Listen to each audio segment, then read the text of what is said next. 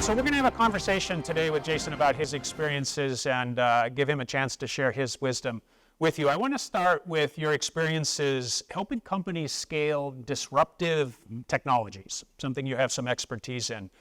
Often these technologies, especially in today's environment, experience just explosive growth.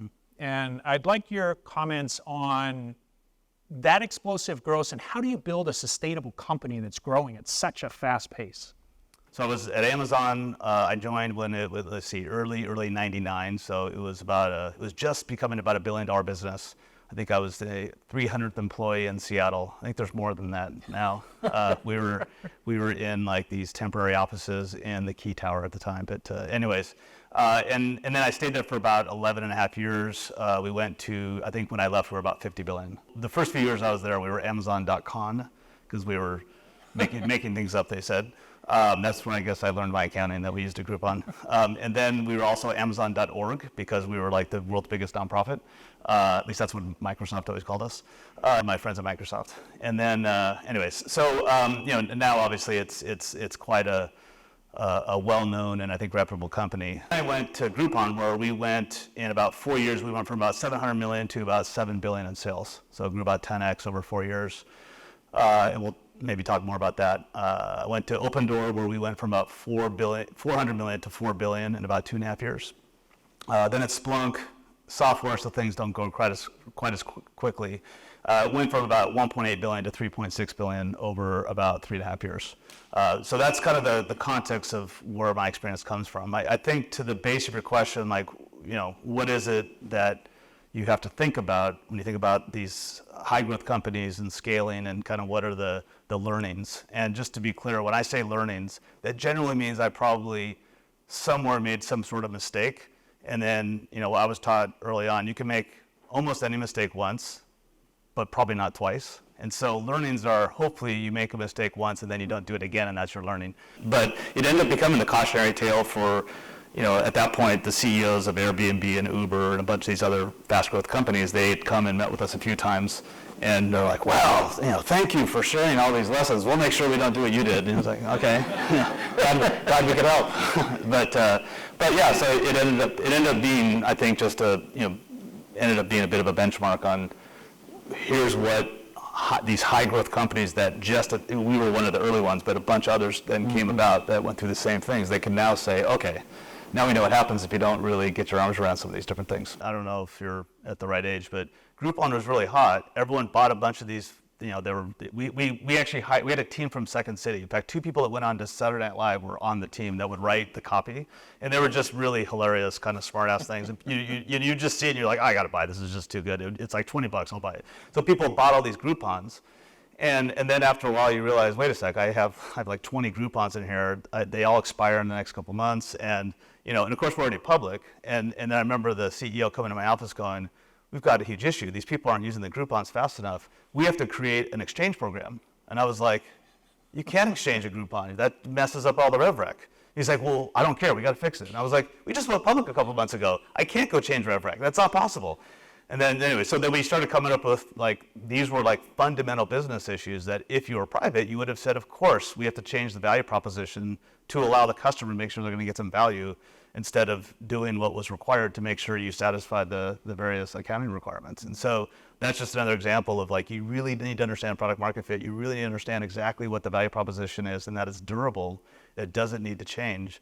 Because otherwise you don't want to put yourself in a box where you're having to use the accounting or the wrong reasons to make the decision. You mentioned that Groupon grew so quickly across countries, across languages, across currencies, across regulatory environments.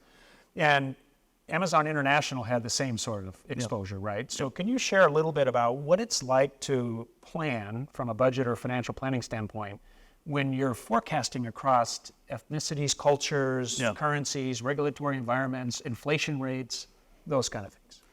So starting from the Amazon experience, so just maybe a little bit of experience or background. When I joined Amazon in '99, this should have been an example of how crazy it was going to be, but I was leaving Arthur Andersen, at that point the largest, most respected professional services firm in the world. So I go to Amazon, and the day before I start, the CFO calls and said, hey, do you speak German? I was like, no.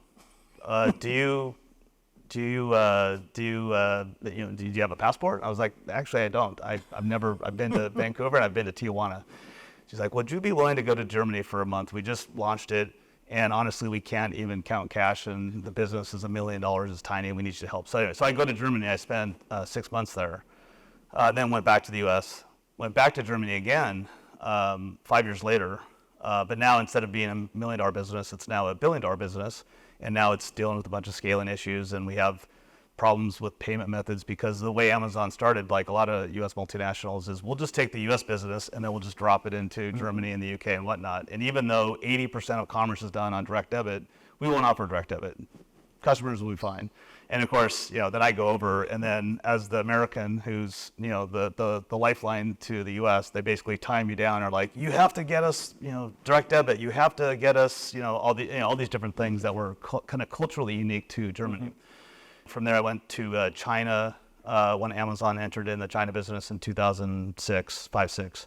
And then I was CFO of Asia. So I spent time I lived in Tokyo and Beijing. So spent a year or so doing that. And then I was CFO of International. And so so all those experiences, basically what we learned, and every company's a little bit different, but what we basically learned is almost every country, you would go in there and you would talk about what's unique about the country, and they would say, oh, we're so different. We're so much, incredibly different. And then eventually, and we'd have to, then you go and present to Bezos, and then it would always go poorly, because it basically came down to, you might have heard them, he said this many times before, but are you telling me that customers want to pay a higher price? Are you telling me that customers want slower delivery? Or are you telling me they want less selection? Because is that what's different about your country? And then, so basically it was like, no, you really want the same basic fundamental value proposition. You might change your payment methods a little bit. You might have slightly different delivery mechanisms. Maybe you deliver to an in-store pickup versus to a door, or maybe, there's just other little, fairly, I'd say, nuanced differences. But for the most part, it's pretty much the same value proposition, with two exceptions: India and China. I want to talk about some of the unique leaders that you've worked with. So you've worked with some visionaries, you've worked with some unique personalities. Can you share some of those experiences and what you've learned from them, both positive and negative? I'll give maybe an example of each. Okay. Or maybe not, it's not so much negative, it's maybe an example of maybe one of the most influential and most motivating and probably most, just like one of the most impactful people I'd ever been around. And that, maybe not that surprising, would be Jeff Bezos. I spent thousands of hours in meetings at Amazon over 10 years, because I was there pretty early. And so I felt like just the culture of kind of how he set up really a company that was so much based on just kind of the primary approaches of curiosity, humility, and perseverance. And those, I think I read tons of books, and I always see these things like do this, do that, and whatever. And all that stuff is really good, and it's fun to read and whatnot. But you actually have to live it. And then when you live it repeatedly and over a number of years, it starts to really become hard-grained into the culture. And then it also starts to become hard-grained into how you operate. And that was just, I watched how the entire company would work through things. And I was there when we switched from PowerPoints to narratives, as I think it's been covered by many people. But at the end of the day, I don't know if I've seen too many people actually cover what he really, really wanted to do early on. But early on, he wouldn't have one-on-ones with any of his management team, which people would say, that's horrible, that's a horrible manager. And he'd be like, well, no, because when I have a really interesting discussion with one person, how do I take all the interesting tidbits and share it with everyone else that should be affected? This one is for Jason. How do you validate your product market fit? Do you pivot your product strategy along the way? And if yes, how frequently do you make big product strategy adjustment? It's a great question, and to give a really good answer probably to require a lot more back and forth. But my experience was, you would look at the aspects of product market fit.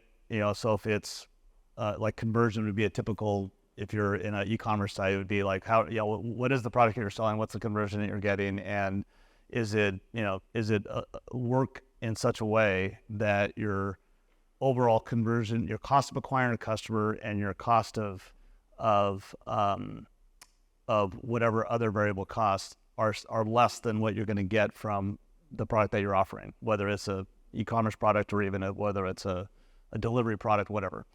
And so I think those ones are pretty easy. So then you're basically just doing like funnel analysis and figuring out where are we dropping. I mean, marketing spending a bunch of money, and I'm kind of figuring out where are they falling out of the funnel, and is it, when I get to the end customers, does it make sense? And then do I have a retention level that's high enough to where when I factor in that reacquisition cost, does it still make sense? Please join me in thanking Jason Chai.